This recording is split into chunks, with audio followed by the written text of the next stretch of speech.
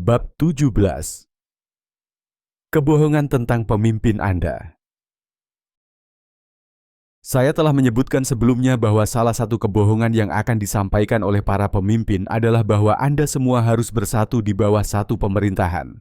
Alasan yang mereka jual dan motifnya adalah kebohongan. Sayangnya, peristiwa itu sendiri tidak bohong. Itu akan terjadi. Akan ada satu pemerintahan dunia. Dengan pemerintahan itu akan ada pemimpin global, antikristus. Pemimpin yang muncul ini akan menjadi pembicara terbaik yang pernah Anda dengar. Dia akan mengatakan hal-hal yang terdengar fantastis dan mengangkat Anda. Dia akan mempunyai rencana untuk memperbaiki masalah yang menurutnya menyebabkan kita semua menghilang.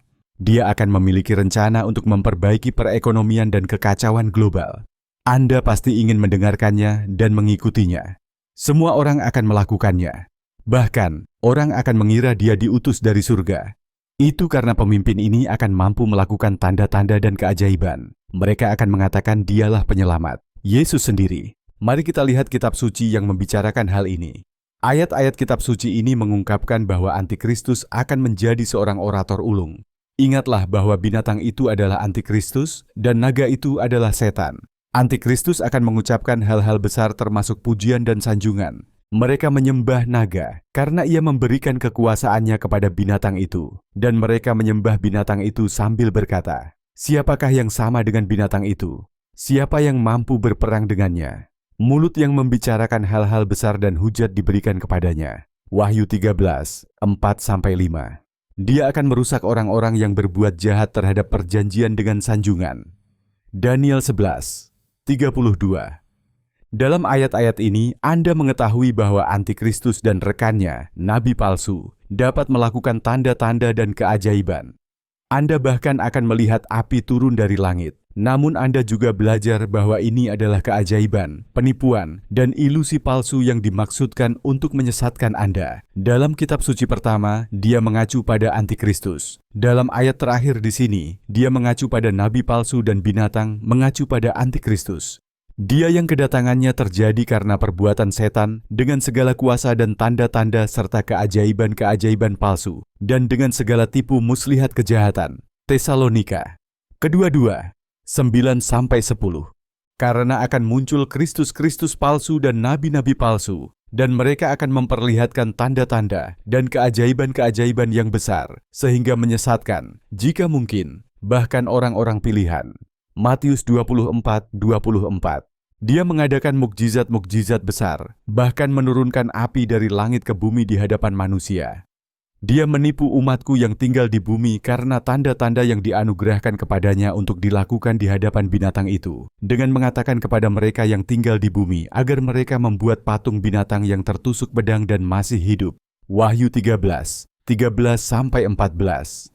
Lebih dari segalanya, pemimpin ini ingin dipuja. Kita melihat di sini bahwa antikristus meninggikan dirinya di atas Tuhan dan pada kenyataannya di atas segala sesuatu yang disembah. Dia meninggikan dirinya di atas segalanya. Dalam ayat-ayat ini, antikristus adalah manusia pendosa dan raja. Jangan biarkan siapapun menipu Anda dengan cara apapun. Sebab hal itu tidak akan terjadi, kecuali pemberontakan itu terjadi terlebih dahulu, dan manusia durhaka itu dinyatakan anak kebinasaan, yaitu orang yang menentang dan meninggikan dirinya terhadap segala yang disebut Allah atau yang disembah, sehingga ia duduk sebagai Allah di dalam kuil Tuhan, menempatkan dirinya sebagai Tuhan. Tesalonika. Kedua-dua, 3-4. Raja akan melakukan sesuai keinginannya. Dia akan meninggikan dirinya sendiri dan mengagungkan dirinya di atas segala Allah, dan akan mengatakan hal-hal yang ajaib melawan Allah segala Allah.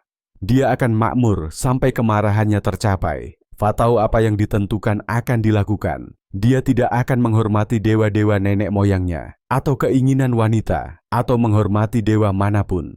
Tahu dia akan membesarkan dirinya di atas segalanya. Daniel 11, 36-37. Berhati-hatilah saat Anda mendengarkan pemimpin ini. Di sini kita melihat dia menggunakan segala jenis tipu muslihat jahat untuk membodohi orang. Dia akan menggunakan segala jenis tipu muslihat jahat untuk membodohi mereka yang sedang menuju kehancuran, karena mereka menolak untuk mencintai dan menerima kebenaran yang akan menyelamatkan mereka. Tesalonika. Kedua-dua, 10 terjemahan hidup baru. Kami telah melalui jalan ini sebelumnya. Banyak pemimpin di bumi yang disembah, disebut sebagai penyelamat, bahkan disamakan dengan Yesus Sang Mesias. Ada sesuatu dalam sifat manusia kita yang ingin memuja seseorang. Wikipedia bahkan memiliki beberapa halaman yang melacak hal ini dan mencantumkan siapa yang diklaim sebagai Mesias dan siapa yang diklaim sebagai Yesus. Berikut beberapa judul untuk menggambarkan hal ini lebih lanjut. Ehud Barak, Juru Selamat Nasional atau Mesias palsu. Farhan, mengaku sebagai Yesus. Dalam pidato Hari Juru Selamat, akulah Mesias. Beberapa rabi di Israel percaya Trump bisa jadi Mesias atau pelopornya, kata penulis akhir zaman. Jamie Foxx menyebut Obama Tuhan dan Juru Selamat kita di penghargaan Soul Train. Hitler menciptakan persona fiksi untuk mengubah dirinya sebagai juru selamat Jerman. Anda perlu tahu siapa sebenarnya pemimpin ini. Itu setan. Ya, Anda membacanya dengan benar. Setan pada hakikatnya akan menghuni tubuh pemimpin dunia ini. Setan adalah malaikat jatuh yang dilemparkan ke bumi ketika dia memberontak melawan Tuhan. Dia kemudian benar-benar kehilangan akses ke surga pada saat pengangkatan. Di sini kita melihat bahwa dialah penipu seluruh dunia. Itulah tepatnya yang akan dilakukan oleh Antikristus, menipu semua orang yang tertinggal. Dalam ayat-ayat ini, setan adalah naganya. Terjadi perang di langit. Michael dan para malaikatnya berperang melawan naga itu. Naga dan para malaikatnya berperang. Mereka tidak menang. Tidak ada lagi tempat bagi mereka di surga. Naga besar itu dilemparkan ke bawah. Si ular tua, dia yang disebut iblis dan setan, penipu seluruh dunia. Dia dilemparkan ke bumi, dan malaikat-malaikatnya juga dilemparkan bersamanya.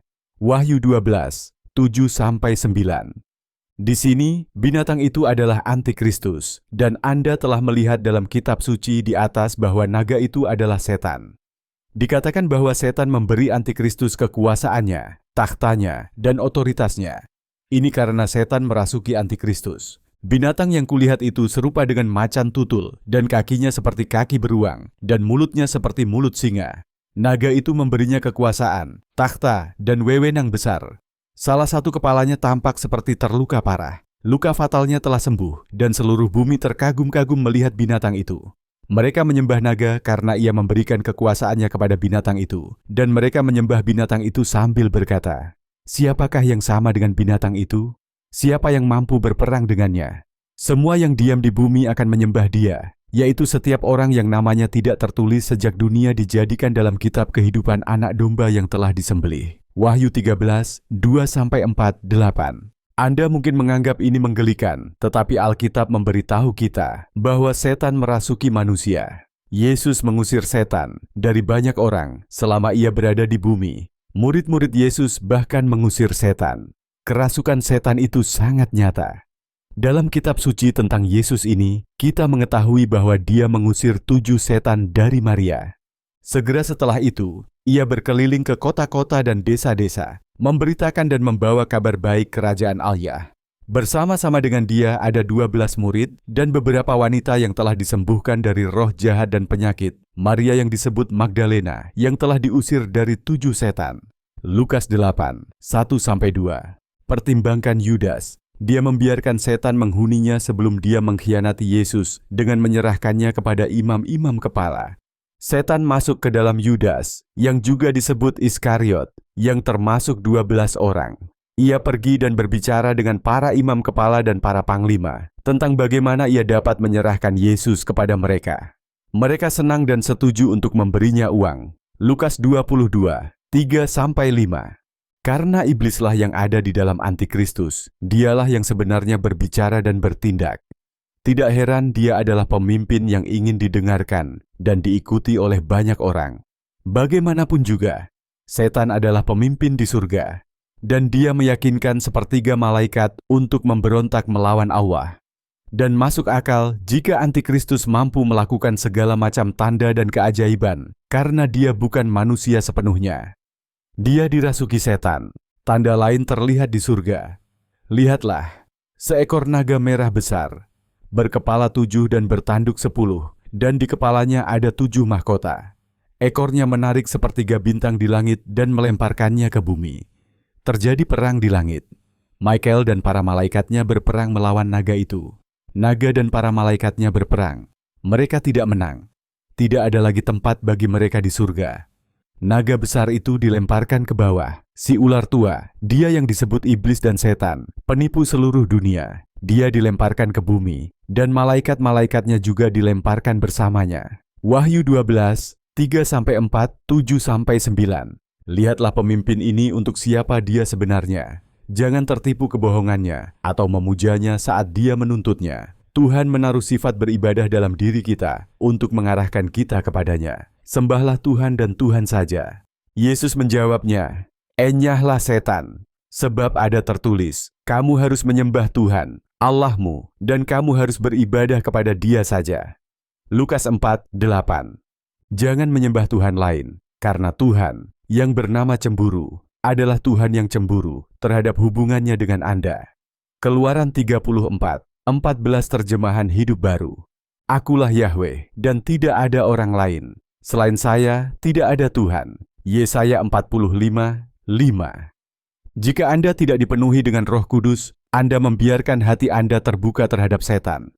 Anda juga telah membiarkan diri Anda terbuka terhadap setiap penipuan yang setan keluarkan dari mulut antikristus. Undang Yesus ke dalam hati Anda dan Anda akan mampu menahan godaan untuk menyembah Kristus palsu ini